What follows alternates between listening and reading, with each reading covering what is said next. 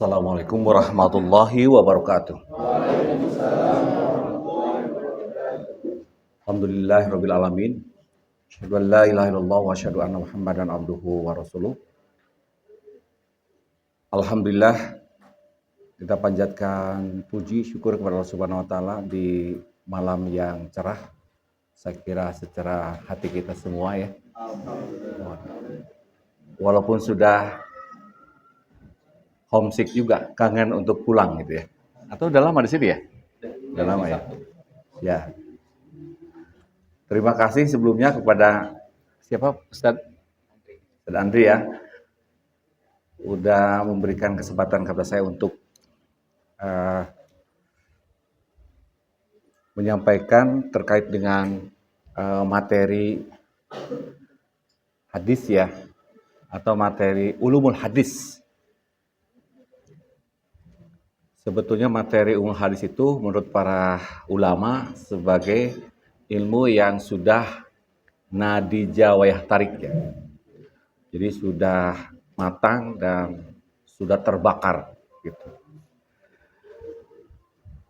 Saya haturkan terima kasih juga kepada Pak Asep tadi ya, Pak Kiai, dan juga Wilujeng Tepang kumaha damang sadayana.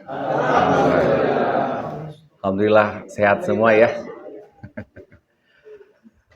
Saya sangat merindukan perjumpaan yang insya Allah perjumpaan yang mengantarkan kita pada liko arabihi ya. Pemangkana yarju liko arabihi fal ya'mal amalan sholihan wala yusyrik bi ibadati rabbihi ahada. Jadi pertemuan yang hakiki adalah pertemuan kita dengan Allah. Dan pertemuan dengan Allah itu ditentukan juga oleh tingkat kesalehan secara sosial, secara psikologis, dan juga kesalehan secara spiritual hubungan kita sesama muslim insyaallah. Innamal mu'minuna ikhwatun fa aslihu baina akhwaikum. Saya kira pertemuan kita pertemuan yang penuh dengan islah ya. Jadi bahasa Al-Qur'an itu namanya liko. Ya. Liko itu ada 3 macam. Ada liko al-ma'ruf, pertemuan secara budaya, pertemuan secara uruf. Uruf itu adat. Ya. Jadi kalau Bapak dan Ibu sekalian bertemu dengan istri, dengan anak, itu al-ma'ruf. Al-ma'ruf berasal dari al-urf, al-ma'ruf yang diketahui, dan al-ma'ruf itu artinya sesuatu yang baik. Ya'muruna bil ma'ruf, begitu ya. Yang kedua adalah al-liqa al-masyru'. Pertemuan kita itu diprogram. Alhamdulillah ini merupakan sebuah program yang sangat konstruktif, sangat baik karena kita sekarang memasuki apa yang disebut dengan hazanah keilmuan. Ya, saya sangat senang kalau bertemu dengan masyarakat al-hadratul annas ya, peradaban teks gitu ya. Dan peradaban manusia, khususnya peradaban Islam maju karena aktivitas habit ya, al-adahnya itu adalah al-qiraah, at-tilawah ya. Dan qiraahnya bukan hanya qiraah yang sifatnya talwiniyah ya, bukan qiraah yang sifatnya angan-angan, tetapi tilawah al-muntijah, pembacaan yang produktif begitu. Saya lihat dari mata Bapak dan Ibu sekalian, ini rata-rata adalah para akademisi ya, para pembaca begitu ya, al-mukri ya, insyaallah. Sebetulnya Islam itu peradaban maju karena ada satu habit, kebiasaan, yaitu disebut dengan qiraah, pembacaan ya. Dan Bapak tahu Imam Al-Ghazali itu punya kitab kurang lebih 300 ya, 300 kitab ya, dari berbagai tema, baik itu teologi, kemudian iktisodi ya, kemudian i'tiqad ya, kemudian juga ya tauhid, lalu juga tasyawuf ya, kemudian syariah dan sebagainya. Dihitung 300. Saya baru kali ini baru 10 nih. Kalau usia ditambah 20 paling 30. Iya. Mudah-mudahan tahun depan terbit satu lagi buku ya, karena yang bisa kita wariskan itu adalah kebaikan, legacy ya. Itu adalah kebaikan, warisan kita adalah buku. Kita habis, you have spend the time ya, for a day until 12 hours ya. Ya, jadi kita menghabiskan waktu hari ini hanya untuk pertama main-main, yang kedua baca HP saja. Kapan baca bukunya ya? Gitu. Jadi di sini kayaknya majlis para kutu buku. Insya Allah ya. Saya berharap Bapak dan Ibu sekalian, kegiatan-kegiatan seperti ini terus dikembangkan sebagai kegiatan yang sangat berguna bagi masa depan peradaban Islam di kemudian hari. Bapak tahu hasil riset dari BPS, 1 dari 1.000 orang Indonesia hanya 1 loh pembaca buku. Ya, minat baca itu tinggi, tapi daya bacanya lemah. Ya, minat baca WA kan, kemudian TikTok gitu. Tapi dikasih kitab ini dibaca, ayo, baru juga 1 menit udah ngantuk ya. Apalagi kalau bahasa Arab ya, atau bahasa Inggris. Disuruh baca buku yang berbahasa Indonesia saja kita sangat lemah. Jadi daya bacanya lemah. Bagaimana kita bisa bersaing competitive advantage dengan saudara-saudara kita ya, teman-teman kita di luar Indonesia gitu. Jadi kita ini urutannya ke-56. Competitive advantage-nya. Ya, kita bolehlah autokritik ya. Jujur saja ke dalam diri kita bahwa memang tradisi membaca kita lemah memang. Itu ya. Jadi di rumah saya sengaja buku-buku itu di depan ruang tamu supaya tiap kali ke sana saya lihat buku dan saya baca gitu. Jadi I spend the time ya, 1 hour per a day, 1 jam aja lah ya membaca buku, atau 10 menit, 10 menit ya, solution daripada tidak baca. Ya kan? Kalau hafal Quran ya, baca Quran saya kira one juz one day ya, 1 juz atau 1 juz 1 juz 1 hari kan, begitu. Nah, jadi how to overcome atau how to maintain the Al-Quran. Bagaimana caranya kita memelihara Al-Quran? Siapa yang bisa? Sebelum kita masuk sini, kita diskusi dulu. Ini para pembaca Quran ya, para penghafal ya, insya Allah. Rata-rata ini hafalannya sudah 30 juz atau berapa? Ya, enggak apa-apa. Cita-cita setinggi langit, jangan setinggi pohon kelapa. Kalau jatuh, minimal nyangkut di pohon kelapa. Tapi setinggi pohon kelapa jatuh langsung ke tanah sakit. Oke ya? Baik. Bagaimana kita memperlakukan Al-Quran atau menjadi para penjaga Al-Quran? Saya punya teori, punya konsep namanya 5 finger how to maintain the Al-Quran. Ya, khonsah sababah ya. Alladhi insyaallah yahfad Al-Quran ila yaumil qiyamah. Yang pertama apa? Kewajiban kita sebagai muslim. 1, tilawah, kiroah.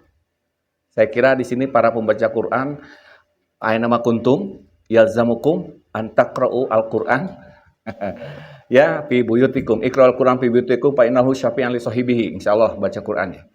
Insyaallah. Tapi tidak selesai dibaca Quran. Yang kedua apa? Yang kedua, tarjamah. Jadi kalau Bapak punya Quran, beli yang terjemahnya. Begitu ya, kecuali yang sudah pintar bahasa Arabnya. Begitu. Tarjamahnya beli. Ya. Saya sudah survei ke beberapa mahasiswa yang S2 atau S3. Ternyata masih banyak yang tidak tahu arti surat Al-Fatihah. Mulai dari bismillah, ya, alhamdulillah sampai waladhdallin amin, nggak tahu artinya. Masya Allah gitu ya. Jadi harus tahu. Makanya ketika kita membaca Al-Quran, waktu kita sholat, jadi imam, itu memang yang harus selain hafal, tahu artinya. Wal mursalati urfa, wal ashifati aswan nasirati nasr. Ar-Rahman, allama Quran, khalaqal insan. Hafal, tapi juga tahu artinya. Ya kan? Yang kedua, tarjamah. Ketiga apa? Hah? Tahfiz. How to memorize. Jadi yang pertama kiroah, reading, reciting. Yang kedua translating, tarjamah. Yang ketiga how to memorize yaitu tahfiz, menghafal. Kemudian yang keempat kan tadi tahfiz. Yang keempat adalah at-tafsir atau atau interpreting, menafsirkan. Dan itu biasanya butuh guru sih.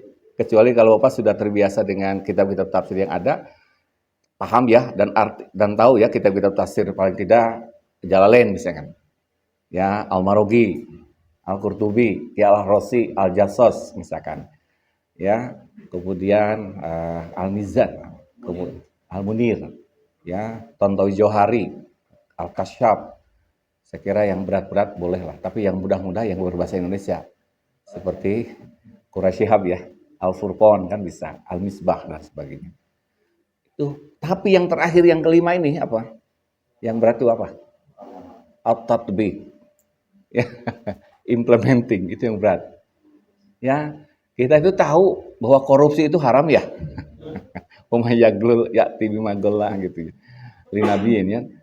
Yaglul itu gulul itu adalah ya haram ya. Tapi kenapa ya banyak yang korupsi? Kenapa sekarang banyak yang terjadi bencana ya di Indonesia dan terjadinya di bulan Agustus. Saya baca surat Maryam mulai dari 90 sampai 3 ternyata ya waqalut takhadal rahmanu waladan. Ya. Kemudian ke sana itu tak kadu ya tepat torna sama ya. Watan hakul jibal kan gitu apa ardu. Jadi bulan ini bulan kemusyrikan secara nasional, secara dunia ya. Malah di beberapa mall ada puntennya, ada pohon Natal gitu kan. Ini kemudian pernyataan selamat hari Natal. Itu kan menyatakan bahwa Yesus itu adalah anak Tuhan. Dan hati-hati, kalau pakai surat Maryam, itu akan terjadi bencana. Ya tapat torna itu, as-samawa. Watan hakku apa? Al-jibal ya.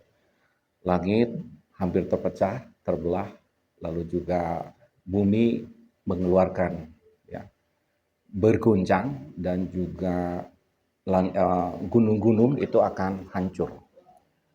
Dulu tsunami itu tanggal 26 bulan Desember 2004. Sekarang juga sama terjadi bencana. Naudzubillah min dzalik. Mudah-mudahan lah kita tidak terbawa karena akidah itu harus kuat sih sebetulnya. Harus dijaga gitu ya. Jangan terbawa arus. Baik, jadi itu ya yang jadi 5 ya cara menghafal. Nah, sekarang ini sebagai mashadir al-asliyah sebagai sumber hukum pertama Al-Qur'an. Sedangkan yang kedua adalah al-hadis, as-sunnah kan gitu ya. Al-hadis as-sunnah itu salah satunya sebagai mashadir al-asliyah yang kedua. Yang ketiganya adalah istihad ya, ada qiyas ya. Kemudian ijma, ada ijma, kemudian ada qiyas dan sebagainya. A'udzubillahi minasyaitonir rajim. Qul atiullaha war rasul fa in tawallaw fa innallaha la yuhibbul kafirin. Katakanlah atiullaha, hendaklah engkau taat kepada Allah dan Rasul. Kepada Allah dan Rasul itu berarti kepada tuntunannya ya, kepada syariahnya dan sumbernya adalah Al-Qur'an. Al-Qur'an itu punya nama yang banyak ya. Ada Alkitab, Al-Dzikru, Al-Furqan, Asy-Syifa, kan banyak ya. Nama-nama Al-Qur'an itu. Tapi tetap itu adalah nama saja, substansinya sama. Begitu Al-Quran itu kalamullah al-munazzalu ala nabiyina Muhammad salam al-muta'abbadu bitilawatihi. Ya. Kemudian watanjil bitawattur ya, yang diturunkan secara mutawatir. Jadi kalam Allah ya, yang diturunkan kepada Nabi Muhammad SAW. Itu harus ditaati. Yang kedua adalah hadis atau as-sunnah. Hadis itu adalah ma'udhifa ila Nabi sallallahu alaihi wasallam qaulan aw fi'lan aw takriran. Ya. Kalau sunnah ma'udhifa li Nabi sallallahu alaihi wasallam qaulan aw fi'lan aw takriran amma qoblal bi'sah aw ba'daha. Jadi kalau hadis itu disandarkan kepada Nabi dan Rasulnya dalam bentuk kaulan, perkataan, perbuatan, dan takrir. Sementara sunnah itu sama, cuman berkaitan dengan sebelum dan sesudah. Jadi lebih luas kalau sunnah. Contohnya, Rasulullah itu kalau makan menggunakan 3 jari ya, dan bersama-sama gitu. Ya kan? Jadi sunnah itu ada yang disebut dengan sunnah jibiliyah. Ada sunnah to'ah, ada sunnah ibadah. Sunnah to'ah itu Rasulullah melaksanakan khusus buat Rasul. Seperti kalau sholat tahajud tiap hari ya. Kadang-kadang kalau kalau puasa saum itu sampai wisol ya. Nah kita tidak boleh gitu. Kemudian bagi kekhususan bagi Rasul, sunnah itu berisi lebih dari 4 gitu ya. Kalau kita dibatasi sampai 4, walaupun banyak yang tidak berani juga ya, cukup 1 saja ya, begitu. Itu sunnah. Ada sunnah yang sebutnya sunnah ibadah ya. Jadi ada sunnah to'ah, kemudian ada sunnah ibadah itu sunnah yang memang harus dilakukan oleh kita, tidak boleh tidak. Seperti kita melaksanakan sholat, melaksanakan zakat, dan ibadah-ibadah yang lain. Ada juga yang disebut dengan sunnah jibiliyah, sunnah yang khusus. Sunnah yang khusus itu sunnah yang dilakukan oleh Rasulullah dan tidak perlu kita mengikutinya. Seperti tadi, ya. Kan kita hari ini pakai kendaraan tidak pakai unta ya. Ya kan? Yang ada kijang. Ya, panter gitu ya. Kemudian apalagi kuda kan gitu ya. Ferrari gitu. Ya, kalau dulu kan gitu. Kalau kita mau mengikuti sunnah Rasul, itu yang jibiliyah yang tidak perlu kita ikutin ya tidak perlu gitu. Gitu ya. Rasulullah menggunakan imamah ya. Imamah terus pakai jubah gitu. Kan kita pakai sarung ya. Pakai celana panjang, kadang-kadang pakai dasi begitu. Sebagainya. Itu hal-hal yang sifatnya muamalah, al-aslu fil muamalah al-ibahah. Jadi asal dalam urusan muamalah itu boleh. Seperti misalkan Rasulullah melaksanakan kegiatan bisnis, ya prinsip-prinsipnya harus diikutin. Misalkan tidak mabda'nya itu atau prinsipnya harus diikutin. Kalau bisnis itu jangan riba, jangan goror, dan jangan satu lagi maisir, ya riba tidak boleh, goror tidak boleh, maisir juga apalagi tidak boleh. Itu prinsip yang tidak boleh dilakukan oleh setiap muslim. Tapi aktivitasnya zaman Rasul tidak ada kan bisnis menggunakan e-commerce gitu ya. Ya, misalkan digital gitu ya. Kita kan sekarang pesen GoFood misalkan. Ya, via platform seperti Shopee, kemudian Blibli dan sebagainya kan enggak ya zaman Rasul. Tapi itu sebuah perkembangan yang menarik. Dan untuk konteks hari ini perkembangan teknologi itu sangat cepat gitu ya. Dulu kita menggunakan sampai sekarang ya menggunakan bahan bakar fosil ya, pakai kendaraan. Kemudian sekarang pakai apa? Listrik ya. Nah nanti pakai hidrogen. Sebentar lagi 30 tahun yang akan lagi mobil-mobil yang menggunakan energi fosil, bensin, solar itu sudah mulai ditinggalkan. Beralih ke energi listrik. Nanti yang listrik juga akan ditinggalkan menuju pakai hidrogen. Jadi nanti kita menggunakan bahan bakar dari air. Ya, ke depan lebih ramah lingkungan. Itu yang tidak terjadi pada masa Rasulullah. Baik, jadi dari sisi ini ya, dari sisi ketaatan, memang kita harus taat kepada Allah dan juga kepada Rasul dalam bentuk apa? Tadi kalau kepada Allah itu diantaranya adalah kita dituntut untuk taat kepada Al-Quran, sementara Rasul itu membawa apa yang disebut dengan as-sunnah ataupun al-hadis. Baik, kemudian langsung saja karena kita langsung bicara tentang tahriz al-hadis ya. Kenapa masih ada tahriz al-hadis kira-kira? Menurut ini. Ya, Kenapa mesti ada takhriz al-hadis?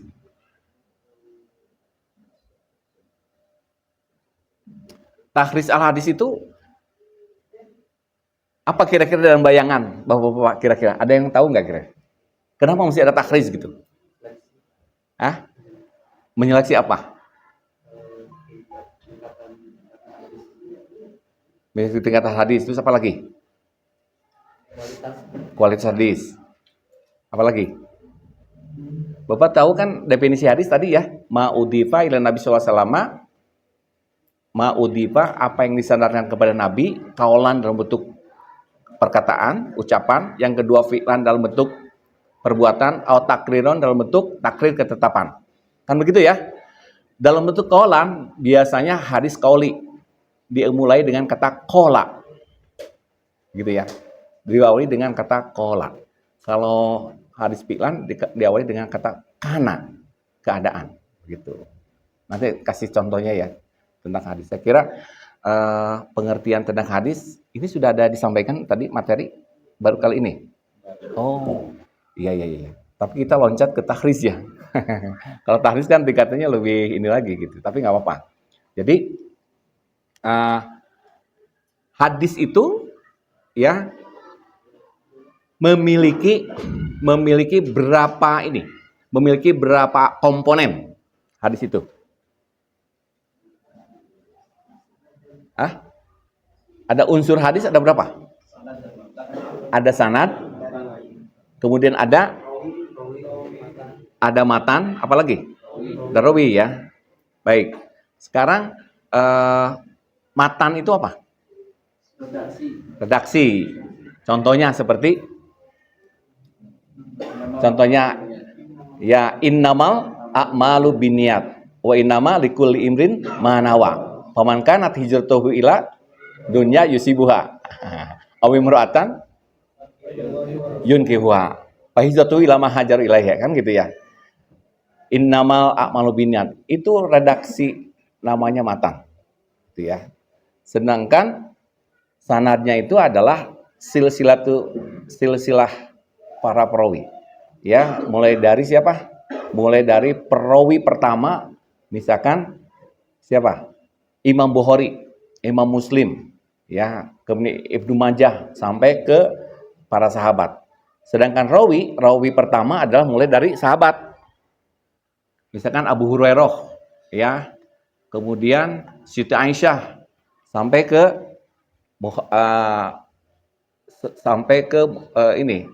rawi terakhir yaitu Imam Bukhari. Jadi kalau rawi itu diawalinya dari sahabat sampai pada muhaddis atau sebagai muhaddis ya, seperti Imam Bukhari atau At-Tirmidzi, Ibnu Majah, kemudian An-Nasa'i, Abu Daud dan sebagainya. Sementara kalau sanad ngitungnya dari bawah atau dari Imam Bukhari dulu sampai ke Abu Hurairah misalkan gitu ya. Contohnya ya. Itu yang disebut dengan matan ya, rawi dan sanad. Baik.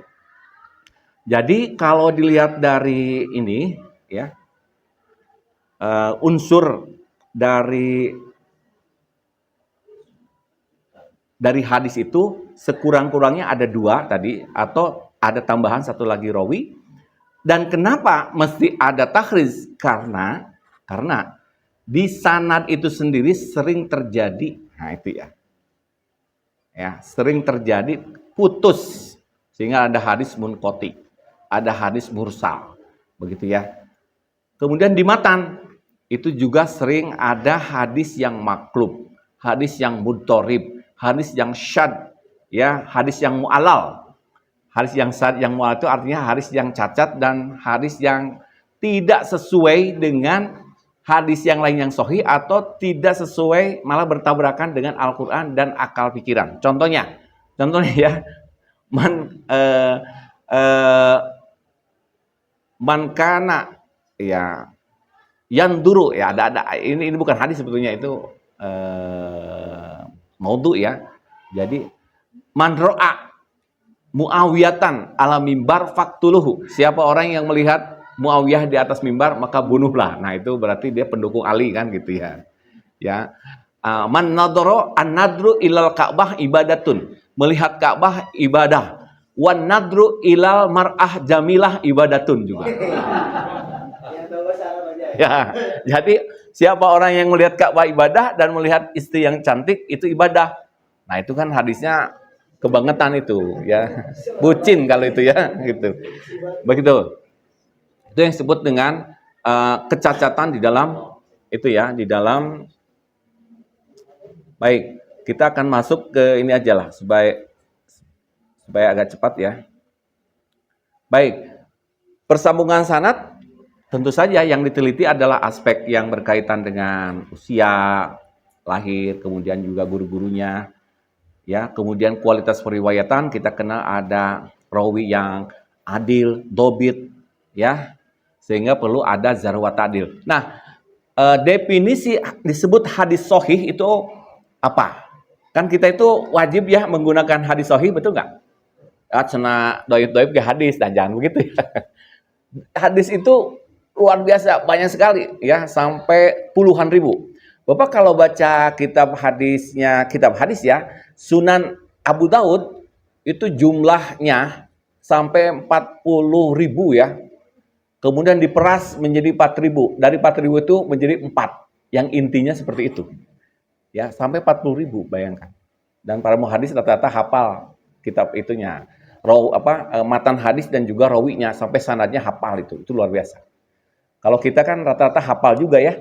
Misalkan Al-Qur'an yang jumlahnya 6.666 ayat, begitu ya. Berikut dengan suratnya gitu. Kemudian nomor ayatnya dan nomor suratnya kita insya Allah hafal. Ini ada yang hafal dengan ya hadis matanya juga dengan sanadnya. Seperti Imam Bukhari, Imam Muslim itu rata-rata hafid ya.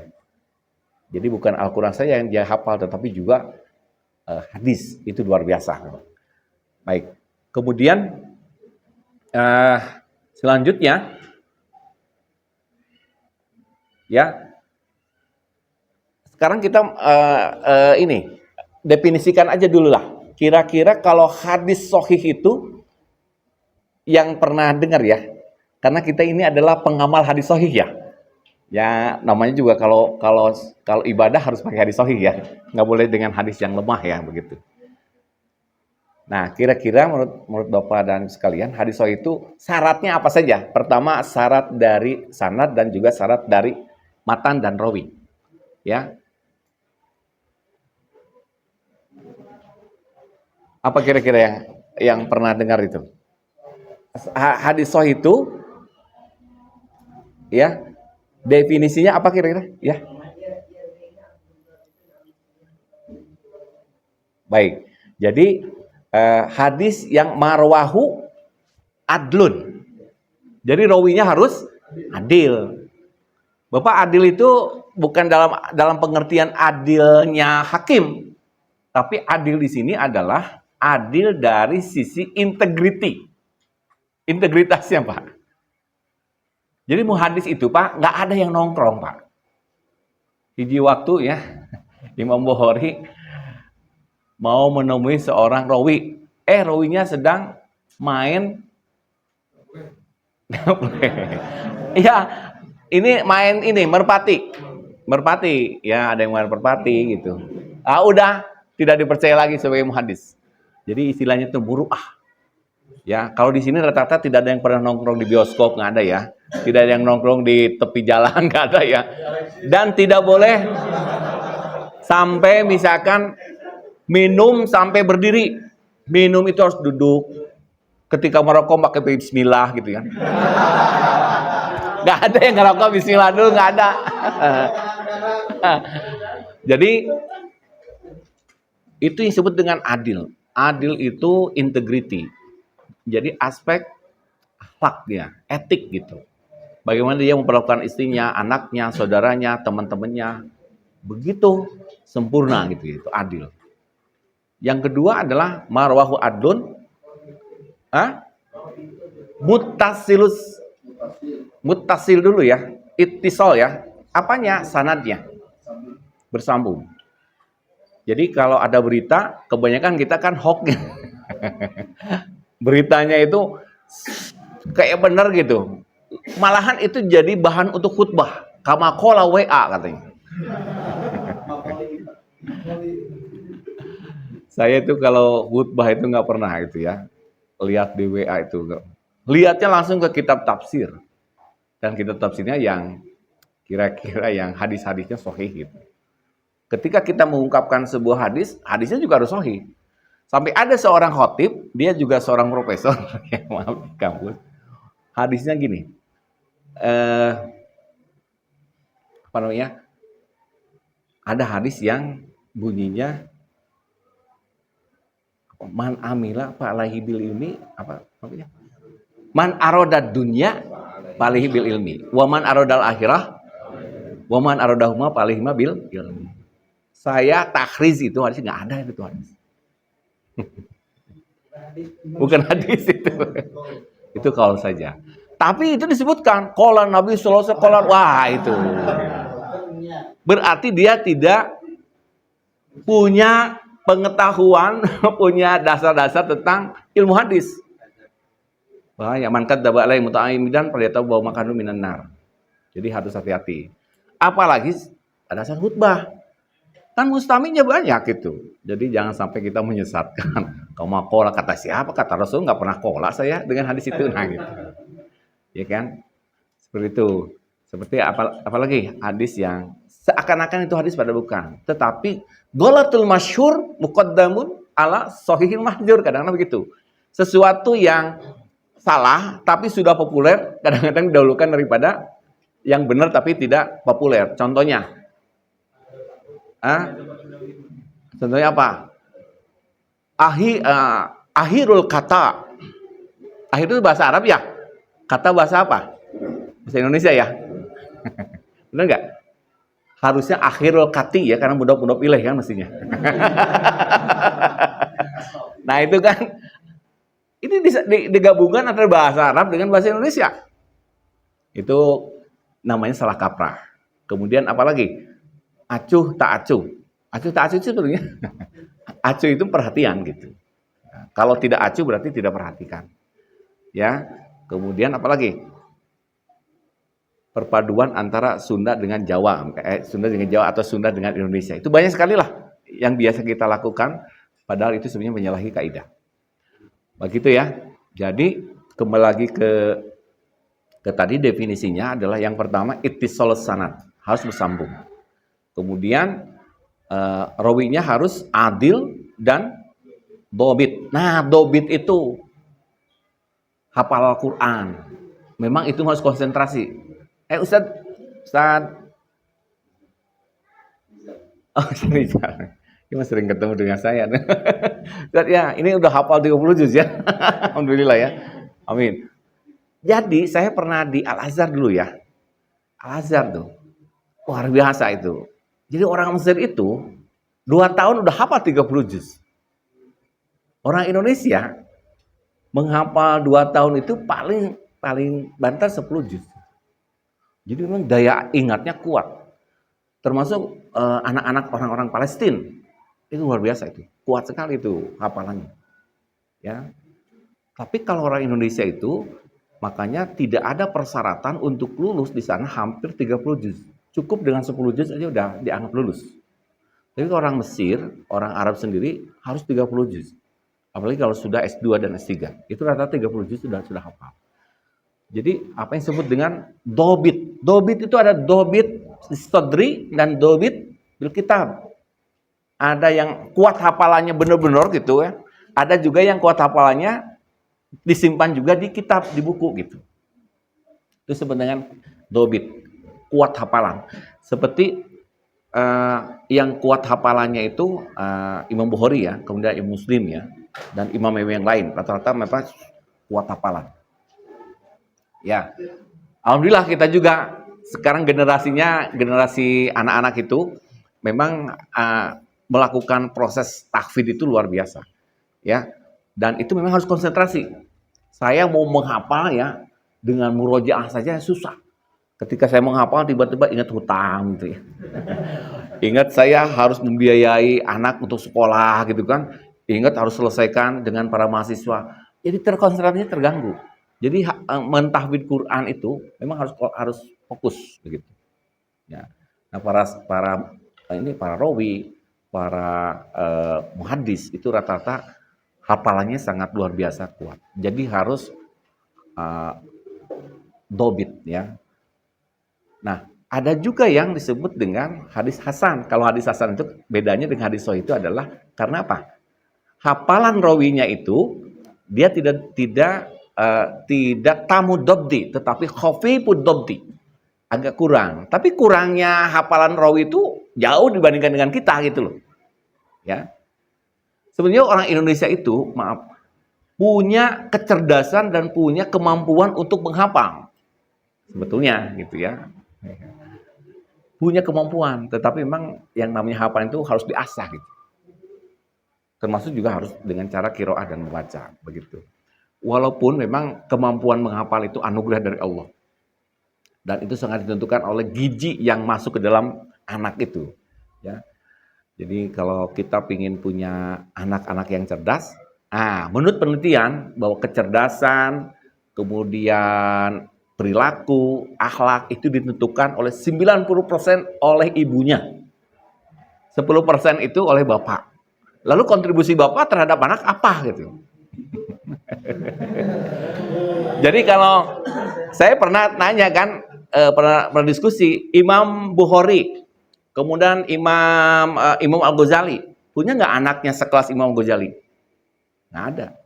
Ibnu Taimiyah juga nggak ada. Saya tanya ke salah seorang mantan menteri ya, namanya Pak Mukti Ali, dosen saya waktu di Jogja. Anaknya nggak ada yang sekelas itu, Pak Mukti Ali, gitu ya. Jadi yang menentukan kecerdasan itu bukan bapak, tetapi ibu. Oleh karena kalau nanti nikah, tapi udah pada nikah kayaknya ini. Cari istri yang cerdas gitu ya. Termasuk juga solehah. Insyaallah. Rata-rata di sini kan cerdas-cerdas dan solehah, pilihlah yang ada di pesantren ini. Itu ya. Begitu, ini tips ya bagi yang belum. Jadi cari yang itu, karena itu menentukan masa depan anak-anak kita supaya hafid gitu. Jadi tamu dobdi, ya, kuat hafalan, gitu ya. Baik. Dan dari sisi matan itu tidak boleh ada ilal dan ada syadz, ya, tidak boleh ada jiyadah. Begitu. Tidak boleh ada ilal, itu berarti ada penyakit di dalam di dalam matanya, dan tidak boleh syadz. Saat itu berarti asing gitu ya. Tidak sesuai dengan nalar akal manusia, tidak sesuai dengan Al-Quran, tidak sesuai dengan Al-Hadis. Artinya bertentangan. Ya. Kemudian, nah ini pembagian aksamul hadis ya. Dari sisi kualitas itu disebut dengan hadis mutawatir. Yang kedua ada hadis ahad. Kemudian dari sisi kualitas, kemudian dari sisi kuantitas ada yang disebut dengan hadis ahad, ya. Dari sisi kualitas ada yang makbul dan juga mardud, ya. Yang dari sisi kuantitas mutawatir itu berarti marwahu adlun, ya, rawahu ada jamun gitu ya. Kemudian ihalatun fil adah untuk melakukan al-qidam. Jadi yang diriwayatkan oleh banyak perawi dan tidak mungkin melakukan kesepakatan untuk berbohong itu mutawatir. Kemudian yang kedua adalah ahad itu malam yazma, yang tidak sampai itu ya mengumpulkan apa yang disebut dengan syurut at-tawatir, ya, tidak sampai kepada derajat mutawatir, itu ahad. Dan ahad itu ada 3. 1 masyhur, yang kedua ajiz, yang ketiga gharib. Jadi mutawatir itu diriwayatkan oleh para sahabat satu hadis, seperti hadis man kadzdzaba alaihi muta'ammidan falyatabawa maq'adahu minan nar. Itu hadis yang mutawatir, itu banyak perawinya gitu sampai ke bawah. Sementara yang ahad itu relatif tidak banyak ya, dan tidak konsisten, kadang-kadang ke bawahnya kadang-kadang 3, 2 atau 1. Sedangkan yang masyhur itu diriwayatkan hanya oleh 2 perawi dan gharib itu hanya oleh satu tobakoh gitu ya. Setiap tobakohnya itu atau satu jalan atau sanadnya hanya oleh satu itu ya, satu jalan saja. Oleh karena itu hadis-hadis yang sekarang digunakan oleh kita ya, itu kadang-kadang kita tidak tahu bahwa itu adalah hadisnya misalkan ahad, misalkan hadisnya masyhur, ajiz gitu ya. Yang harus dilaksanakan itu hadisnya harusnya hadis yang mutawatir memang, karena itu hampir mendekati Al-Qur'an, begitu ya. Baik, kemudian dari sisi sahih ya, sahih dan hasan serta dhaifnya itu dari sisi kualitas ya. Kalau dari sisi kuantitas tadi mutawatir dan ahad, dari sisi kualitas ada yang disebut sahih, ada hasan, ada dhaif. Gitu ya. Dan hadis sahih itu tadi sudah dijelaskan. Itunya syaratnya. Satu harus mutasil, harus bersambung. Yang kedua rawinya harus dobit dan juga harus adil.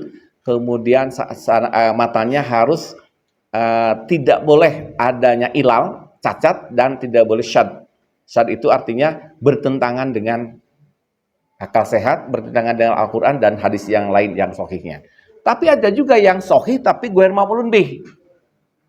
Ya, ada sahih ma'mulun bih, ada sahih ghair ma'mulun bih. Sahih yang dapat diamalkan, ada juga sahih yang tidak bisa diamalkan. Begitu. Dan saudara sekalian, ada juga yang mardud. Nah, di sini disebutkan mardud itu yang tertolak. Jadi ada hadis yang makbul, ada yang mardud. Mardud itu artinya tertolak. Tertolak itu karena faktor to'nun pirawin. Dia ada to'nun. To'nun itu artinya ada cacat dalam rawinya. Kemudian ada bisa babin saktun fil isnad. Dia saktun itu terjatuh atau adanya putus dalam sanadnya. Dan itu disebut dengan istilah ya saknun ad-dhahir ya al-khafi. Yang dhahir itu seperti hadis hadis mursal misalkan ya.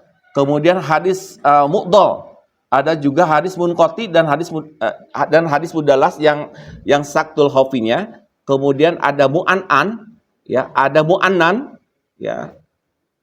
Kemudian yang sebab karena to'nun pirawi itu artinya yang dia cacatnya karena dirawinya.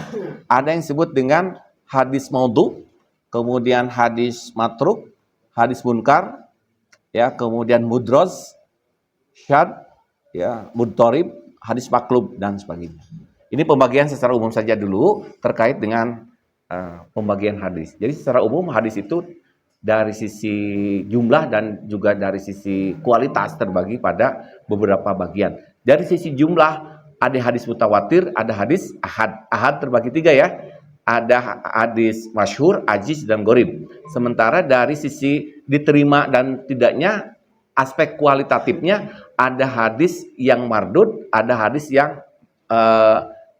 yang makbul. Yang makbul itu hadis yang diterima, yaitu sahih, kemudian hasan.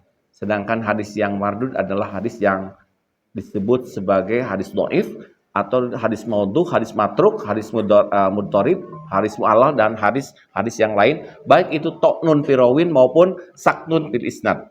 Saya kira pembahasan tentang ini kurang lebih 15 kali pertemuan dalam satu semester ya, untuk ini ya. Tapi karena Bapak itu hebat-hebat semuanya, cukup dengan 1 jam saja. Jadi menggunakan teorinya Jet Li.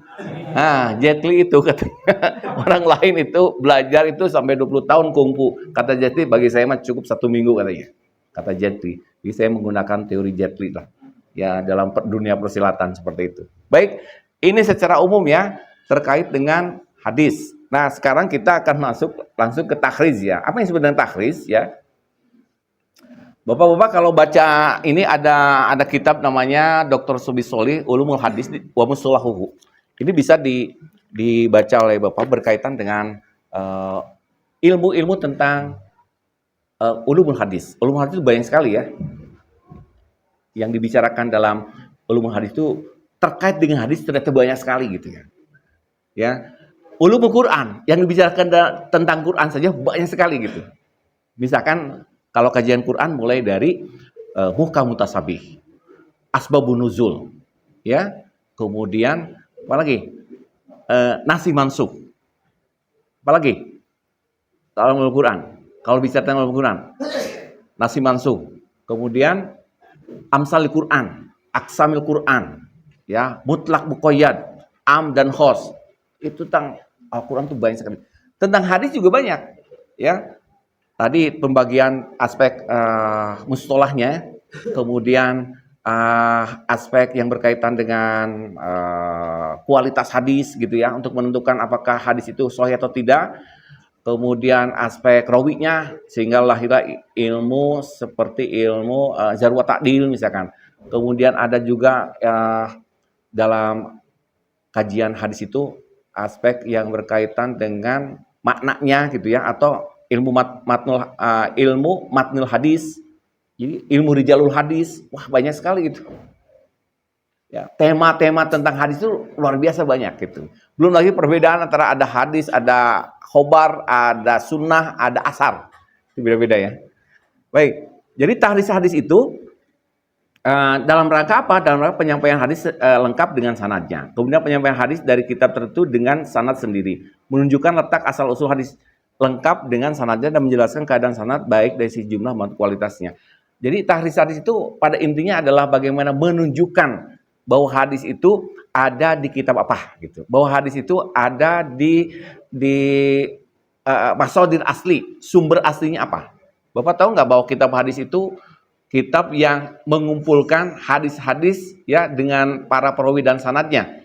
Kalau Bapak membaca kitab seperti kitab Bulughul Maram. Bulughul Maram itu kitab hadis atau kitab apa? Atau buku itu? Hadis kumpulan. Itu bukan kitab hadis. Kumpulan. Kalau kitab hadis itu adalah kitab yang secara khusus dia menyusun hadis-hadis berdasarkan kriteria dan berdasarkan sistematikanya tertentu. Contohnya, kitab Sunan At-Tirmidzi, Sunan Ibnu Majah, Abu Daud, ya. Kenapa disebut kitab Sunan? Ya, karena kitab ini disusun berdasarkan sistematika fikih. Makanya disebut dengan kitab Sunan. Ya. Kemudian ada kitab Sahih Bukhari, nama Sahih Bukhari dan Sahih Muslim. Nah, dalam kitab ini menyajikan hadis-hadis yang sahih semuanya gitu. Kemudian ada kitab Musnad Ahmad. Disebut kitab Musnad itu karena penyajiannya, sistematikanya menggunakan berdasarkan nama-nama rawi dari para sahabat. Gitu, secara sederhana seperti itulah. Jadi nama itu menentukan sistematika sebuah kitab begitu. Muwatta Malik. Ya, Muwatta Malik juga sama. Dia salah satu kitab yang Muwatta Malik itu mustadrak. Itu berdasarkan rangkaian rawi-rawi ya, yang itu langsung kepada para sahabat. Ya, itu mustadrak. Musnad juga sama. Jadi menentukan istilah itu menentukan tentang ciri dari sebuah kitab. Begitu ya. Nah, ini disebutkan tahris itu ada ilmu muhim min ulumis sunnah al-musyrifah. Jadi tahris itu adalah ilmu yang penting ya dari ilmu sunnah yang terhormat, musyrif. Jadi bicara tentang tahris bagian dari ulumul hadis dianggap sebagai ilmu yang sangat penting. Baik. Kemudian at-tahriz secara bahasa adalah masdar dari fi'il kharraja. Kharraja yuharriju tahrizan. Kan begitu ya. Bimana adhar wa abraz. Adhar itu apa? Menjelaskan, jelas ya. Wa abraz juga sama, mengungkapkan, membuat sesuatu yang tampak semakin jelas. Jadi at-tahriz huwa idhar wa ibraz ya. Dia mengungkapkan secara jelas wa ibraz dan mengungkapkan secara jelas juga. Nih, kemudian Kata tahriz tadi sudah disebutkan. Ini secara bahasa diartikan mengeluarkan sesuatu dari tempatnya. Tahriz. Kan khoroja ya, mengeluarkan. Kalau mukhoriz, mutakhoriz apa mutakhoriz? Mutakhoriz itu orang yang baru lulus kuliah. Itu mutakhoriz. Bapak tahu nggak bahwa bahasa Arab itu bahasa terkaya sedunia, 200.000 kosakata minimal itu bahasa Arab. Bahasa Inggris hanya 50.000 saja. Bahasa Indonesia hanya 5.000 bahasa Indonesia. Karena Indonesia itu banyak ngambil dari bahasa Sanskerta, ya kan? Kadang bahasa Jawa, bahasa Sunda, lalu juga dari bahasa Arab dan Inggris. Ya kan? Kursi itu bahasa Arab, Pak. Ya. Kemudian apalagi? Majelis bahasa Arab.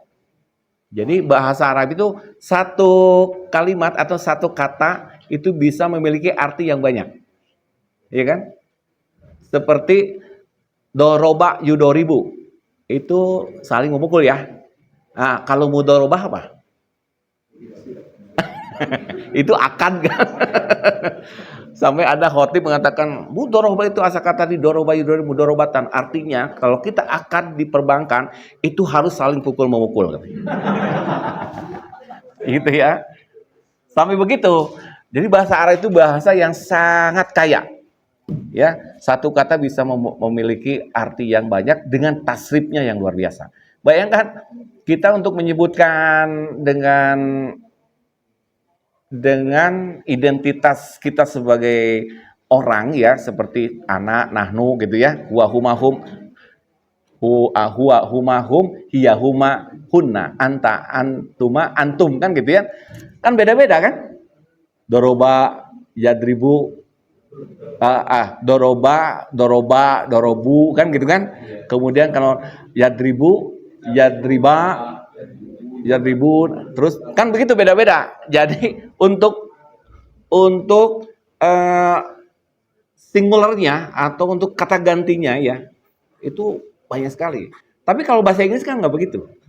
Jadi bisa sampai satu kata itu lebih dari 20. Makanya disebut sebagai bahasa yang paling kaya. Ya. Nah, ini Mahmud Tohan menjelaskan at-takhriz huwa ad-dalalah ala maudhil hadis fi masodirihi al-asliyah. Jadi Mahmud Tohan mengatakan bahwa tahriz itu adalah penunjukan terhadap maudhu hadis, tema hadis ke masodir al-asliyah, sumber yang aslinya. Jadi kalau kita tiba-tiba menemukan hadis, misalkan hadisnya itu contohnya tadi sebutkan ya tadi al-ma'u minal ma'i misalkan. Ya, air itu berasal dari air ya gitu kan. Kita ingin tahu kata alma itu di dalam kitab tafsir itu ada di kitab hadis itu ada di dalam kitab hadis apa saja. Seperti tadi hadis tentang innama a'malu binniyah misalkan. Itu dalam kitab hadis apa saja? Dalam kitab hadis apa saja? Begitu. Kalau kita langsung buka kitab Sahih Bukhari bisa kelihatan langsung ya. Itu di bab iman kan itu. Itu bisa kelihatan. Tapi kita ingin tahu apakah ada di dalam kitab yang lain. Ya misalkan saya bawa ini misalkan ya. Ini ada mungkin pernah mendengar kitab Al-Mu'zam, Al-Mufakhras di Al-Fadhil Quran Hadis. Ini yang ngarangnya, yang nyusunya adalah dua orang orientalis. Namanya Wensing dan Wensing ya. Dan Hensing yang kemudian diterjemahkan oleh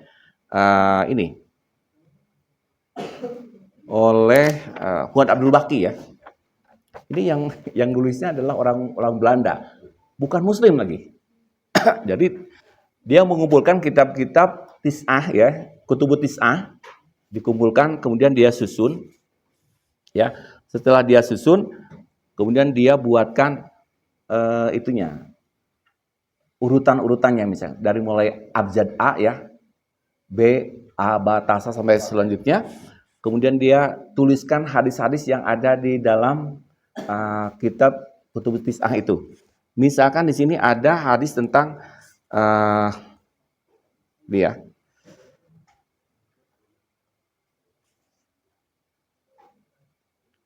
Ini ada hadis hubuyah istahabba la yu'minu ahadukum hatta yuhibbu li ahihi ma yuhibbu li nafsihi. Kita ingin tahu kata dari kata hub. Jadi bukan dari yuhibunya, tapi dari kata dasarnya, cintanya. Ternyata di sini hadisnya banyak. Dan ketika kita lihat misalkan kata hub itu ada dalam apa saja. Ini disebutkan misalkan ada di dalam kitab hadis Mim. Mim itu Muslim, kitab Sahih Muslim. Itu ada di dalam kitab jihad, kemudian halaman 123. Ya. Kemudian Hamim. Hamim itu Ahmad bin Hambal ya. Itu di juz 4 halaman 44. Jadi Bapak kalau lihat langsung ke itu, jadi ini namanya Mu'zam. Al-Mu'zam, Al-Mufass itu sama dengan kamus. Ya. Tapi Mu'jam itu adalah kamus di atas kamus. Ya. Enggak, maksudnya kalau kamus kan apa ya? Kalau kamus itu seperti ini artinya apa gitu ya. Seperti anak artinya saya kan gitu kan. Itu kamus ya. Kalau ini Mu'jam itu lebih di atas kamus. Ya. Melebihi di atas kamus. Ya. Nanti kita akan coba lihat dipraktekkan ya. Misalkan ada beberapa hadis yang kita bisa cek di dalam kitab Al-Mu'zam ini, kurang lebih ada sekitar 12 jilid ya. Saya dapat ini 25 tahun yang lalu. Harganya dulu itu kalau nggak salah 200 ribuan lah. Sekarang harganya kalau nggak salah 4 jutaan. 4 juta. Tapi sekarang Bapak jangan ini jangan kecewa karena saya sudah punya ya. Sudah punya dalam bentuk ini, Pak. Dalam bentuk PDF-nya. Bisa nanti. Oke. Dalam bentuk PDF.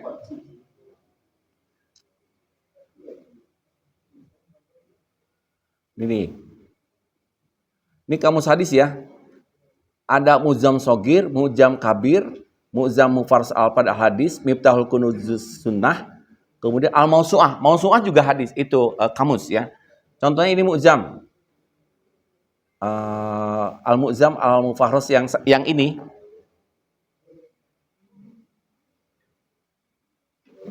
Nah ini dari kata abada ya. Abadun, kemudian abro ya.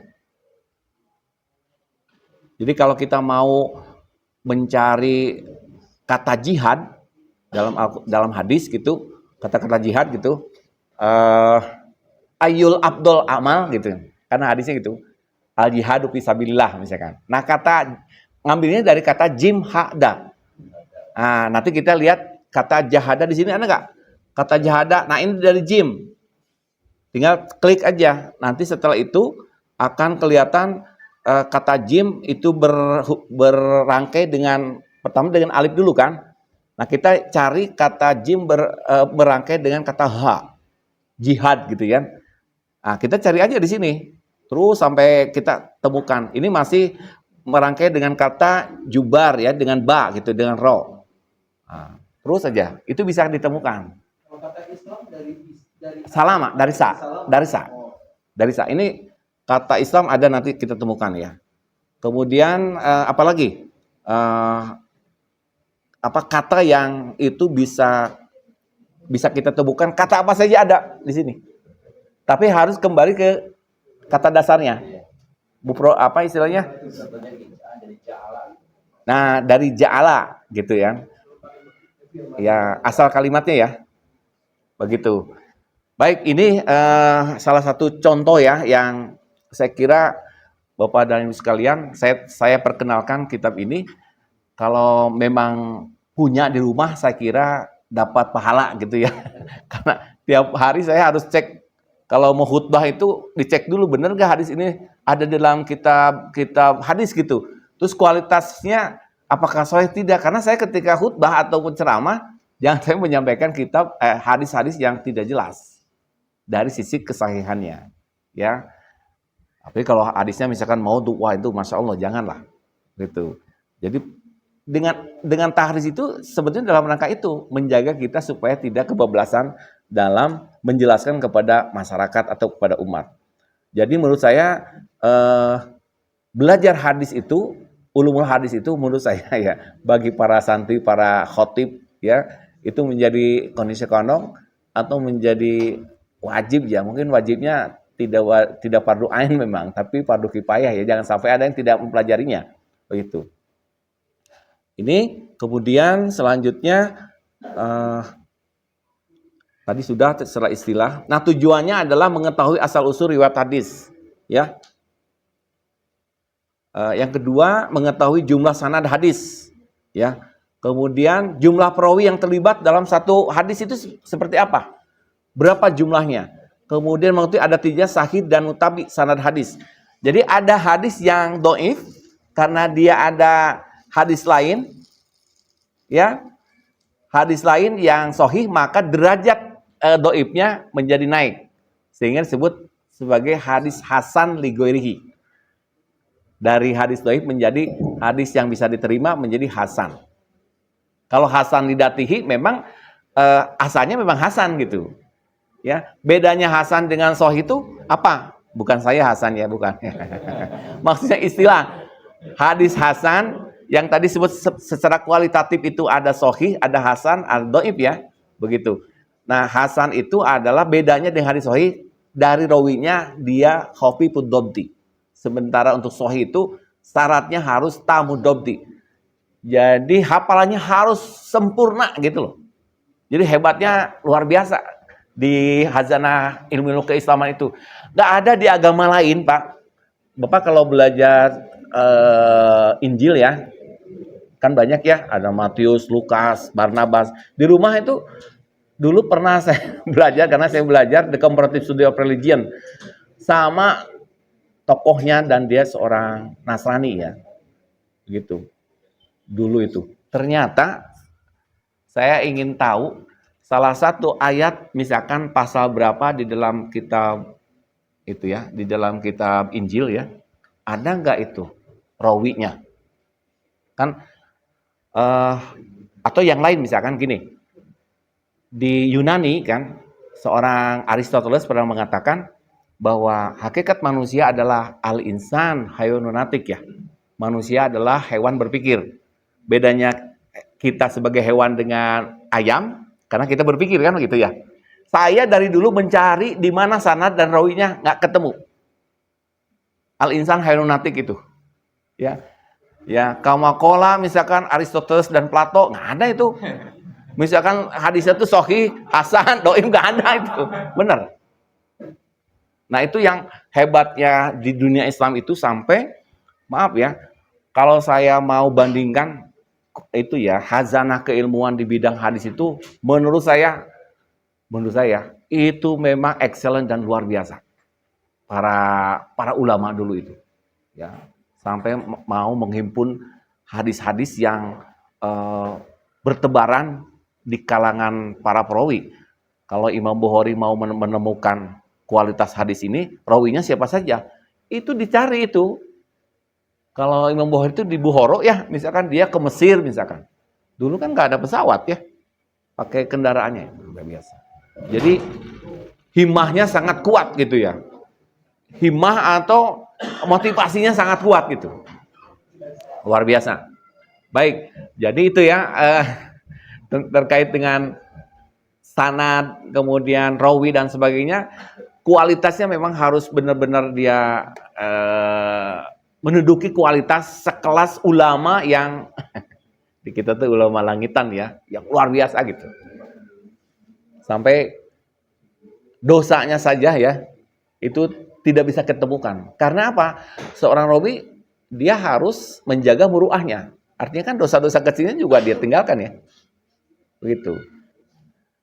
Dia matanya tidak boleh memandang sesuatu yang tidak layak untuk dipandang kan gitu. Tidak boleh mendengar suara-suara yang itu bisa lahun, walaibun gitu kan. Tapi benar-benar harus, itu luar biasa. Ya, hadis itu.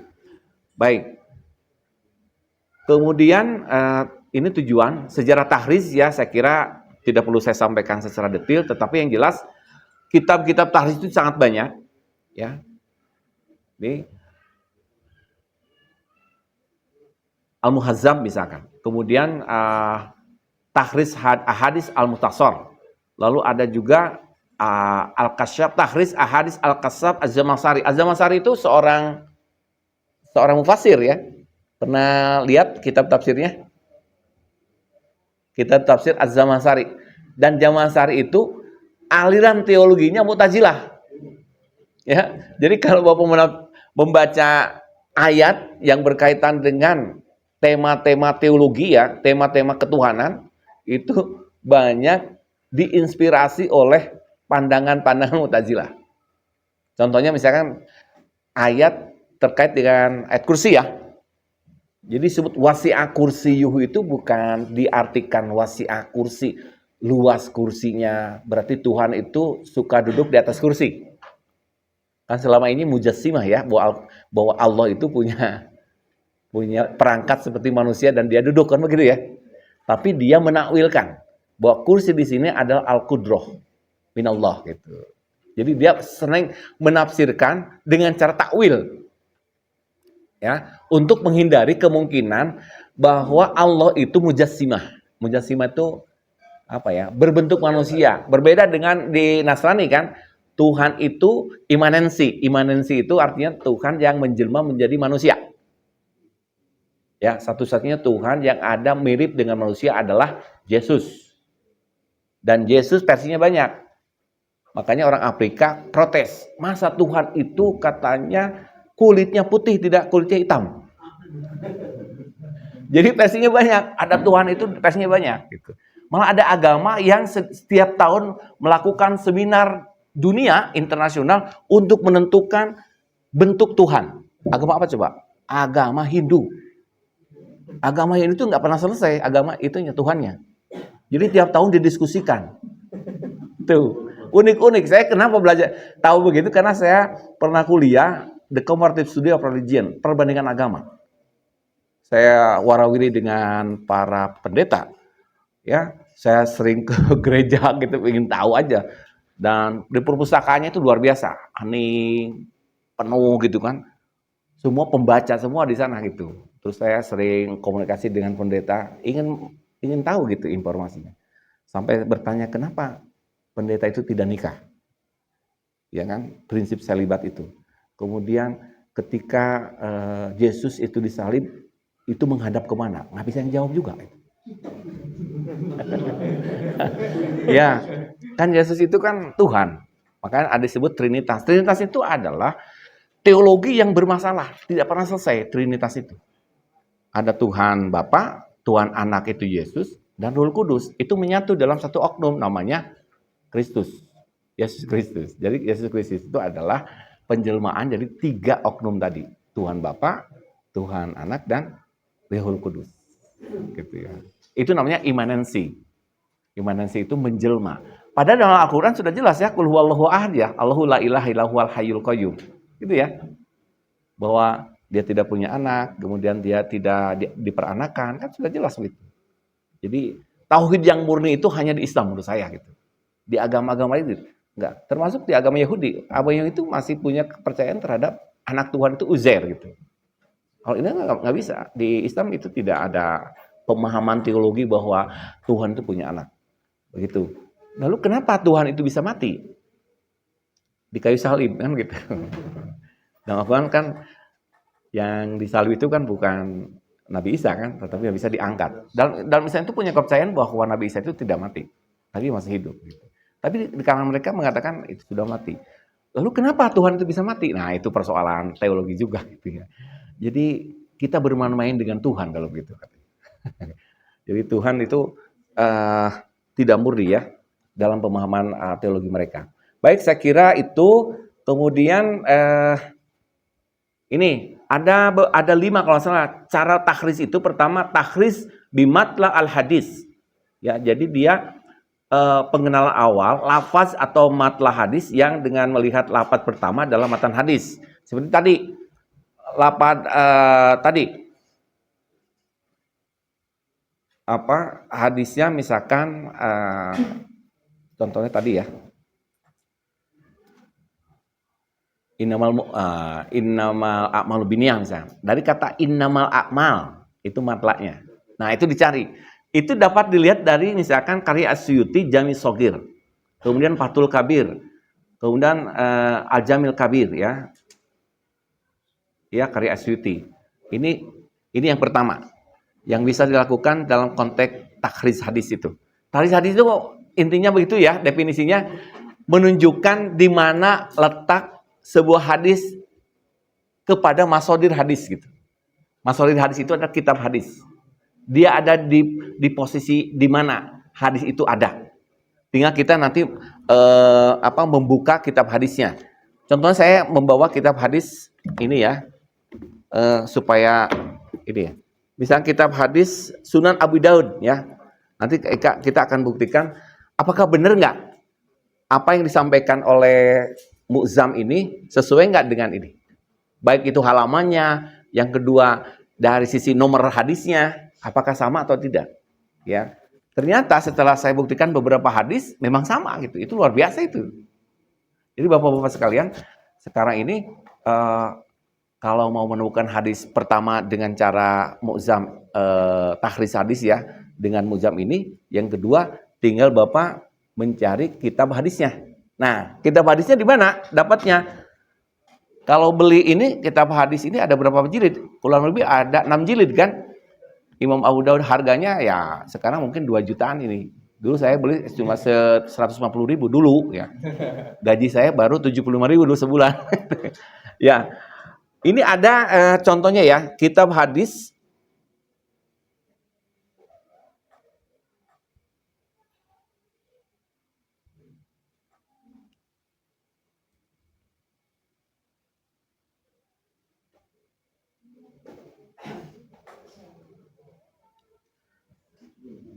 Nah, ini kitab hadis.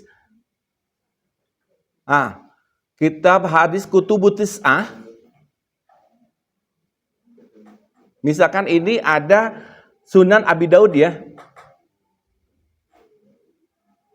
Nah, Sunan Abi Daud. Kita ingin cek dengan kitab aslinya, itu tidak cocok.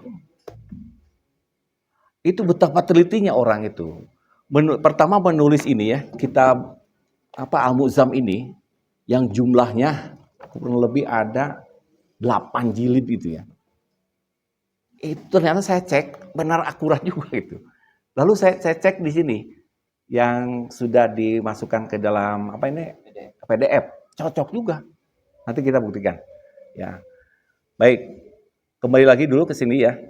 Saya ingin selesaikan dulu. Jadi metode takhrij itu yang pertama dengan cara bimatna al-hadis. Kemudian yang kedua, ada yang disebut dengan at-takhrij bi alfaz al-hadis. Nah ini, bi alfaz itu jadi melihat mengenal lafaz yang ada di dalam hadis itu. Makanya menggunakan kitab Al-Mu'zam, Al-Mufarrad, Al-Hadis An-Nabawi karangan Wensing dan Mensing ini, adik kakak ini. Ya, Wensing dan Mensing. Dia bukan muslim, ya, seorang orientalis. Yang kedua, kemudian yang ketiga, at-takhrij biwasitah ar-rawi al-a'la. Jadi melalui pengenalan nama perawinya. Ya, ini bisa dilihat dari kitab Atrop As-Sahihain, kemudian Atrop Al-Kutub As-Sittah, Tuhfatul Al-Ashraf. Ya, itu banyak juga kitabnya, liar juga ya. Saya itu lebih senang, maaf ya, daripada kajian tentang hadis, saya lebih senangnya tafsir gitu ya.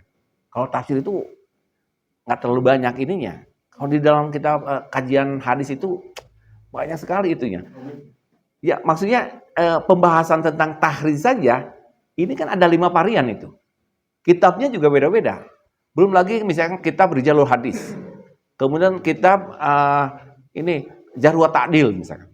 Kitab Musannaf, ya. Kemudian kitab Mutunil Hadis, macam-macam. Ya. Baik, ini yang ketiga. Kemudian yang keempat, at-takhrij binaan ala maudhi al-hadis. Ini kaitannya dengan maudhu, tema hadisnya misalkan tentang politik, tentang ibadah, tentang ekonomi. Itu tinggal dilihat dalam kitab Miftahul Kunuz As-Sunnah. Dan itu hanya bisa diperoleh, saya nggak punya kitab-kitab itu, hanya bisa diperoleh di mana coba? Maktabah Fahmilah. Ini contohnya ya. Saya punya ini harus koneksi dengan internet ya. Nanti saya koneksikan dulu.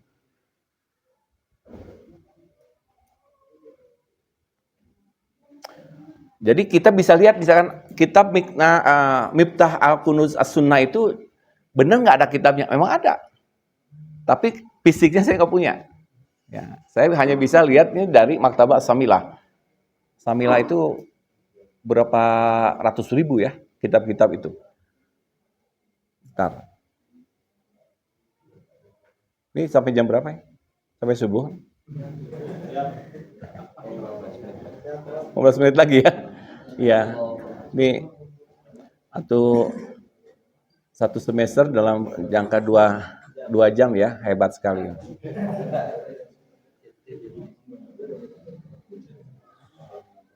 Baik. Oke.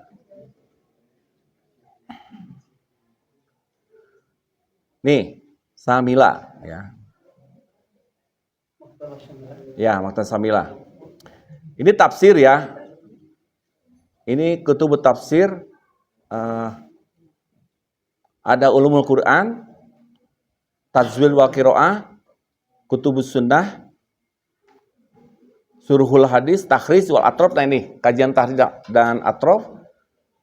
Nah ini ulumul hadis, ada usul fikih, ulumul fikih, mantik, wah macam-macam nih. Ini jumlahnya banyak sekali nih. Ini sampai 40 ya. Oke, saya kira kita hanya satu titik saja. Qul law kana al-bahru midada li kalimati rabbi la nafidal bahru qabla an tanfada kalimatu rabbi wa la ji'na bimislihi madada. Jadi wa ma utitu minal illa qalila. Itu tuh qalil. Jadi jangan sekali-kali sombong lah itu. Di atas langit ada langit. Ya kan? Kita belajar hadis, wah, belajar tentang ilmu-ilmu syariah, wah gitu kan. Kita kalau bicara tentang paroin saja, kitabnya banyak. Ini kan, kemudian tentang Sirah Nabawi. Ini nih misalkan, Sirah Nabawi ya, contoh ini. Nomor 24. Ternyata itunya banyak sekali nama kitabnya. Kemudian di sini ada Fikih Al-Hanbali, ya.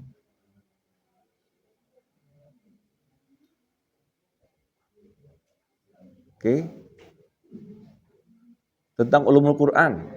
Ini kayaknya agak lelet mungkin di ini. Ya, ini kembali lagi karena waktunya ya. Kita habiskan aja dulu untuk pembahasan tentang tarikh hadis ya. Jadi ini menggunakan temanya tentang apa? Tinggal nanti kita lihat kitab Al-Mughni misalkan, ya, karangan Al-Iraqi. Kemudian yang kelima, tahrij ala sifatin fi al-hadis, melalui pengenalan sifat hadis, ya, misalnya hadis qudsi, ya. Kemudian ada hadis mursal, hadis mashhur. Jadi kita ingin tahu hadis mursal itu apa? Itu bisa dilihat misalkan di dalam kitab Al-Marasil misalkan. Ya. Kemudian ahadis al-qudsiyah, berarti hadis-hadis qudsi. Kan? Kemudian hadis maqasid al-hasanah, karang As-Sakhawi. Jadi itu tematik, maudhu'iyah ya. Ini cara kita menemukan tema hadis ya. Baik. Nah, metode yang paling praktis saya kira metode yang menggunakan kitab Al-Mu'zam, Al-Mufassal, Al-Fadil Hadis yang ini, yaitu metode yang kedua. Dengan cara mengambil lafaz di dalam hadis itu apa? Ya, contohnya nanti saya sebutkan, tampilkan. Ya. Jadi mulai dari af'al al-mujarradah, kemudian ismu al-fa'il, ismul fa'il, ismul maf'ul dan seterusnya. Kemudian kelebihannya adalah hasil tahrisnya cepat ya. Dan hanya mengambil dari lafaz dari matan hadis saja yang dibutuhkan. Baik. Ini langkah-langkahnya.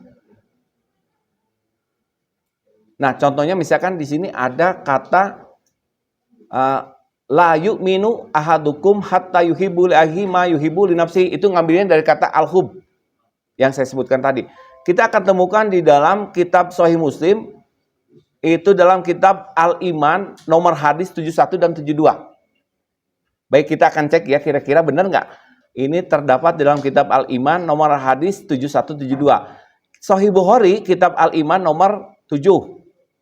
Ya, Sunan At-Tirmidzi kitab Al-Qiyamah nomor 59. Sunan An-Nasa'i kitab Al-Iman nomor 19. Kemudian Ibnu Majah Muqaddimah dan Istiqdan ya Ad-Damiri. Baik. Nah, ini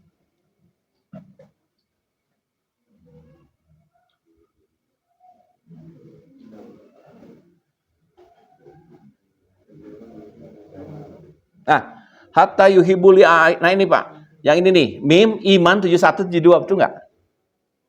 Nih, hatta yuhibbuli aihi tadi, la yu'minu ahadukum hatta yuhibbuli nafsi ma yuhibbu li nafsi, atau hatta yuhibbu li aihi, itu dalam kitab Muslim nomor 71 dan 72. Itu sesuai. Saya buktikan di sini. Apa benar nggak? Saya cek lagi di sini. Ternyata di sini juga sama, ya.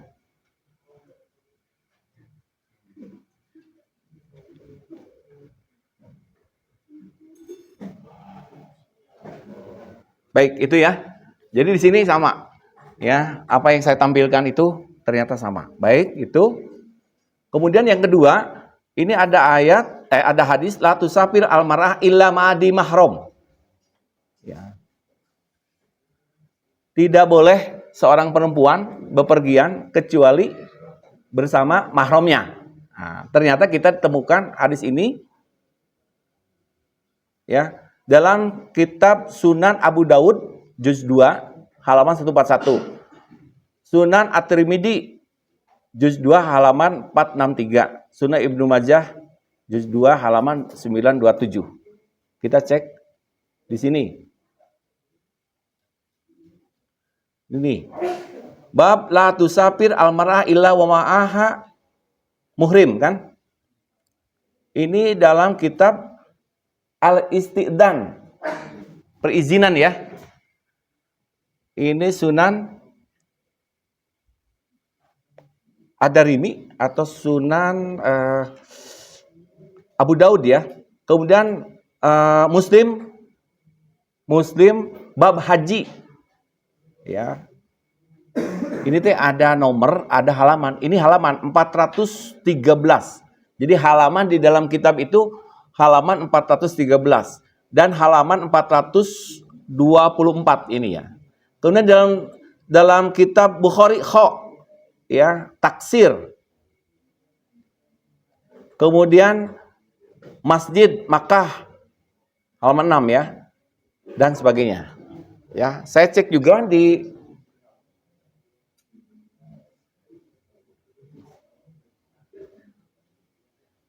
dalam kitab Sahih di dalam kitab Sunan Abu Daud kita bisa temukan di juz 2 halaman 68. Ada nggak di sini dalam halaman 68?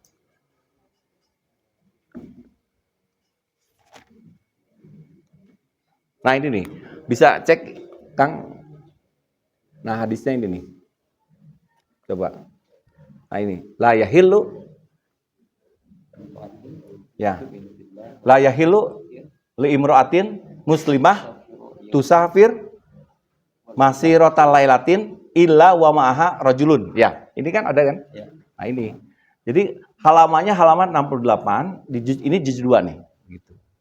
Nah, itu cara bagaimana kita menemukan sebuah hadis di dalam kitab hadis, begitu. Memang ini teh apa ya? Pekerjaan yang apa yang harus tekun ini ya. Dan ini pekerjaan orang-orang yang khusus gitu. Kan kita mati apa ya? Tidak praktis gitu. Tidak berhubungan dengan urusan muamalah ataupun urusan ekonomi kan gitu. Tapi ini mah urusan keilmuan. Makanya orang-orang yang mendalami hadis adalah orang-orang yang spesial menurut saya. Ya. Dan kadang-kadang kita membandingkan dengan kajian tafsir, lebih tertarik dengan tafsir dibandingkan dengan kajian tentang hadis. Apalagi kajian tentang munakahat misalkan. Yang lebih menarik ya, fikih munakahat gitu kan. Ukudul Jen apa kitabnya ya. Kemudian tentang waris gitu. Kitab waris kan lebih menarik karena urusannya dengan itu. Kitab zakat gitu ya. Kemudian juga kitab haji, sekarang malahan nama haji saja menjadi sebuah kementerian sekarang ya. Sekarang menteri haji ya. Kementerian haji.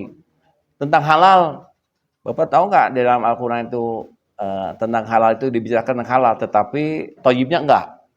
Ya Yuhanas, kulum mimma fil ardi halalan toyibah. Halalnya saja toyibah ente gitu. Saya seminar kemarin di Unpad ya, bicara tentang halal. Salah satu produk ya kecantikan. Saya tanya, ini teh halal? Iya, ingredientnya. Lalu limbahnya dibuang kemana? Ternyata ke sungai.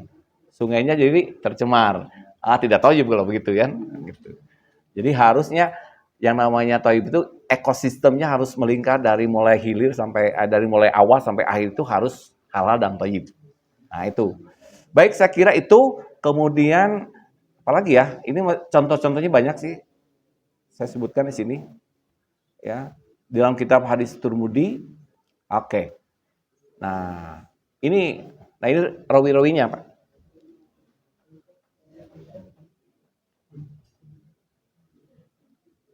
Ini Pak, kalau Bapak menggunakan ini ya. Mana sih? Kalau Bapak menggunakan ini program ya, menggunakan program, saya kira untuk menyebutkan jumlah ini, yang ini tuh mudah.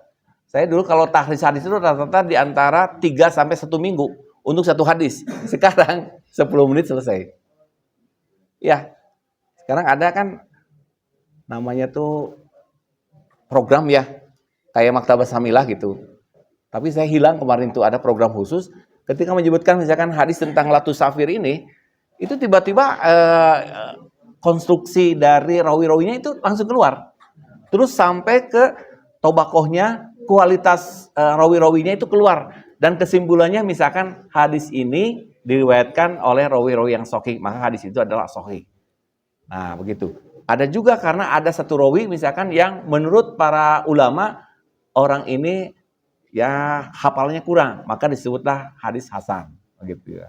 Kemudian hadis ini dhaif karena ada salah seorang yang rawinya itu kadab misalkan, suka berbohong begitu, dan itu langsung keluar.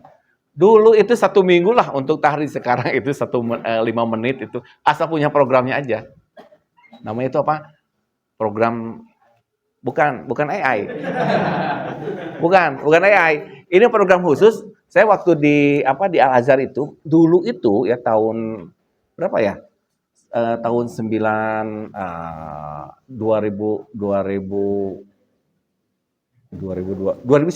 ya. 2019. Tahun 2009 itu sudah mulai banyak yang menggunakan program-program kayak begitu ya. Kalau sekarang sudah masif. Saya kemarin dikasih juga hampir 10 gitu. Ya, khusus untuk program hadis. Wih, luar biasa. Jadi tidak perlu kita membeli kitab-kitab ini, Pak. Ya, apalagi kan mahal kan. Dulu masih diperjualbelikan si CD-nya itu. Pakai CD dulu, nggak pakai nggak pakai flash disk, tapi pakai CD. Saya dapat CD-nya itu hasil dari kopi gitu waktu di Al Azhar itu. Dibawa pulang ke rumah, ini bermanfaat sekali. Sekarang udah banyak di internet tuh. Tinggal download saja. Ya. Yang gini-gini saya kira download. Maktabah Samilah juga tanpa harus saya kasih, itu langsung di-download bisa. Begitu ya. Asal Bapak tahu dan mau menggunakan laptop saja dan punya kuota, itu aja lah syaratnya. Gitu ya. Kemudian yang ini dari Tirmidzi ini ada 2 jalan, mulai dari Sa'id Al-Khudri dan Abu Hurairah, ya. Kemudian Ibnu Majah ini juga 2 jalurnya. Kemudian ini kumpulannya ya, mulai dari Abu Daud, Ibnu Majah, Abu Daud, Tirmidzi, Abu Daud dan Ibnu Majah. Baik. Ini kesimpulan-kesimpulannya bahwa dalam hadis yang disebutkan Latu Sapir itu ternyata ada yang dimaksud dengan melarang perempuan itu berapa hari. Ada yang cukup 1 hari, ada yang 2 hari gitu kan. Malahan di dalam beberapa kitab hadis disebutkan kaitannya dengan kitab haji. Karena kan banyak orang yang berangkat haji kan harus dimuhrimkan begitu. Ternyata ada hadisnya.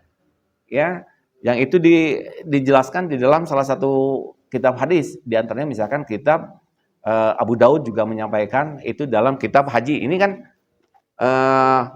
awwalu kitabil manasik ini, Pak. Jadi tentang izin bahwa seorang perempuan ketika bepergian itu tidak boleh sendirian, tetapi harus dengan mahramnya. Dan itu diawali dari bab fardil haji, ya. Kemudian di bawahnya bab fil mar'ah tuhiz bigori muhrim. Gitu ya.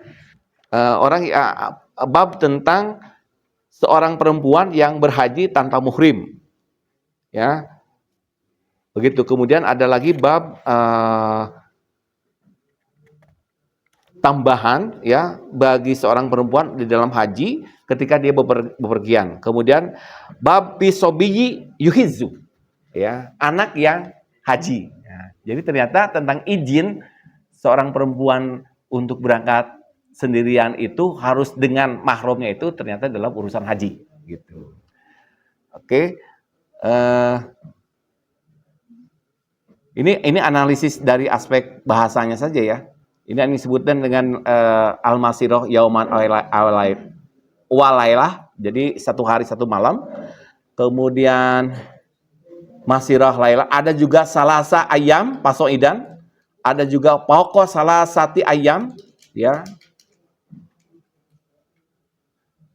Tapi intinya memang dalam hadis itu adalah intinya kalau perempuan itu memang tidak boleh bepergian tanpa ada mahramnya begitu. Jadi kesimpulan dari hadis, hampir semua hadis mengatakan semua perempuan tidak boleh bepergian ya tanpa ada mahramnya. Tapi kalau sekarang susah ya. Ya, umrah ada yang sendiri, naik bus juga sendiri kan. Naik angkot sendiri. Tapi kalau di sini rada rawan juga ya. Kalau di Indonesia ya, di Bandung ya banyak begal segala. Kalau di beberapa negara di Timur Tengah, waktu saya di Mesir itu, saya jalan malam hari, banyak perempuan yang jalan gitu ya, santai aja, itu nggak ada kejahatan. Kalau di kita, aduh, perempuan jalan sendirian jam 11, wah udah, bagaimana gitu. Padahal kita mayoritasnya Muslim ya, Muslim, begitu. Saya kira itulah untuk sementara karena waktunya udah setengah 10. Mudah-mudahan apa yang saya sampaikan ini ya memberikan minimal window shopping ya. Window shopping itu kita belanja di depan jendela. Jadi kalau bapak-bapak datang ke mall nggak punya uang tapi lihat barangnya bagus-bagus, tunda aja belinya gitu. Karena belum punya uang. Nah, kayak begini lah Pak. Namanya window shopping. Selanjutnya Bapak Ibu sekalian dipersilakan you have ya yalzamukum antakra'u al-kutub ya al-hadis fil baitik ya di rumah-rumahmu gitu ya. Kullayaum ya saatan mungkin juga 1 jam 2 jam lah gitu ya. Itu saya kira bagus gitu. Jadi one day one hadis lah gitulah dibaca gitu. Walaupun kitabnya kan banyak tidak bisa gitu. Mungkin kita model bacanya skimming dan scanning aja di mana yang kita perlukan saja kan, tematik saja. Hari ini kita bicara tentang bencana misalkan. Saya meneliti ayat-ayat tentang bencana doharul fasadu fil barri wal bahri bima kasabat aydin nas. Al-fasad itu seperti apa bentuknya? Ternyata Masya Allah. Hampir semua kata fasad itu tidak ada keterlibatan Allah, nggak ada. Itu bi aydin nas. Doharul fasadu fil barri kasabat aydin, semua kasabat manusia. Dan manusia ini bukan dengan kata-kata al-insan, tapi kata-kata BID, kekuasaan. Jadi kalau bapak dan ibu mau merusak alam, pakai kekuasaan gitu aja. Ya, tanpa kekuasaan susah. misalkan kita macul sendiri gitu, supaya rempak nggak bisa, Pak. Oleh sistem, oleh kebijakan. Itu bisa hancur alam semesta ini, termasuk hutan di Indonesia. Gitu ya. Dan 10 tahun kita ya kan menikmati betapa enaknya kita dibuatkan oleh sebuah kebijakan yang akhirnya hasilnya malah bencana begitu. Ya. Jadi kemarin ada maaf ya, kita bicara tentang konsesi presiden untuk tambang ya ke beberapa ormas, bayangkan. Di dalamnya jadi konflik, betul nggak? Nah, itu akibatnya di konflik. Itu hebat sekali presiden kita ya. Kasihan juga tuh ormas kita yang luar biasa ini sekarang jadi konflik. Nah, itu. Jangan-jangan itu karena kebijakan terkait dengan itu. Jadi kemarin juga kita berdebat misalnya di ormas kita juga. Kenapa harus nerima gitu konsensi itu? Baik, memang dengan konsensi itu kita akan mendapatkan materi yang banyak. Karena orang itu bisa cepat kaya itu dari tambang. Kalau bapak dan ibu mau cepat kaya, kuasailah tambang. Nah, kalau sekarang sudah mulai dengan MBG ya. Nah, MBG juga bisa mempercepat orang kaya. Nah, benar. Asal jangan beracun saja ya. Banyak yang keracunan. Saya tadi juga mau masuk itu ke dunia bisnis MBG itu. Tapi waduh, di dalamnya itu luar biasa. Jelimet sekali. Banyak itunya tangan-tangan yang invisible hand, yang tidak terlihat gitu. Ya. Sekarang itu canangkannya itu 10 tahun itu 30.000 titik. Yang baru selesai 3.000 titik. Jadi Bapak dan Ibu sekalian mau punya bisnis MBG, silakan. Ambil 1 titik saja udah luar biasa. Ya, teman saya ada yang 10 titik. Dan untuk mendapatkan titik itu lobbynya Masya Allah. Harus dekat ke partai, harus dekat ke ABRI, ke polisi, ke anggota DPR. Wah, ngeri-ngeri juga. Saya dapat informasi dari orang yang menawarkan langsung. Bapak mau titik berapa kali? Gitu. Gitu ya. Terus aja, kalau Pak bisa MBG, Masya Allah Pak, 1 bulannya 50 juta itu di tangan. Udah pasti. Bersih itu. Ya, bersih. Kalau kali 10 MBG, 10 dapur, 500 ya. Sebulan 500 ya. Kali 10 tahun lah gitu. Gitu dulu. Jadi memang umat Islam, saya kira umat Islam harus maju lah. Ya, di dalam Al-Quran itu disebutkan kan, lakon manal bukan lakon manal, bahwa umat Islam itu memang harus maju lah menurut saya. Innatis asari azzaki umati atijaroh, kita tuh memang harus bangun. Ekonomi itu harus kuat memang di Indonesia itu. Politik itu kalah sekarang dengan ekonomi. Jadi kita walaupun ini calon-calon ulama ya, tapi juga punya kekuatan ekonomi yang hebat dan handal.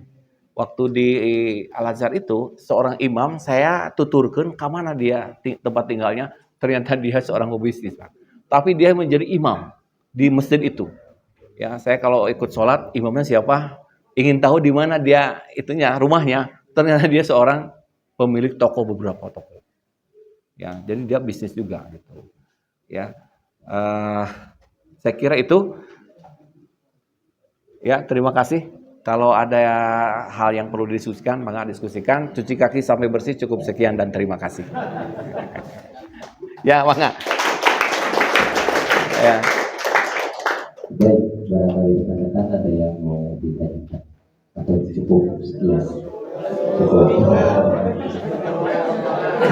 Baik, kita beri pada malam hari ini dengan mengucapkan kalimat hamdalah. Sekali lagi terima kasih kepada Profesor Hasan yang memaparkan atau memberikan ilmunya kepada kita ilmu yang bermanfaat untuk kita semua dan menjadi kebaikan untuk beliau. Sebelum saya tutup dengan salam, mohon ketika selesai ini untuk mempersiapkan 3 orang untuk nanti dijadikan sebagai ketua angkatan 1, kemudian satu lagi sebagai sekretarisnya. Jadi boleh siapa saja yang mau mengajukan untuk menjadi ketua di kader. Baik, itu saja. Assalamualaikum warahmatullahi wabarakatuh. Sudah ya? Sudah. Terima kasih.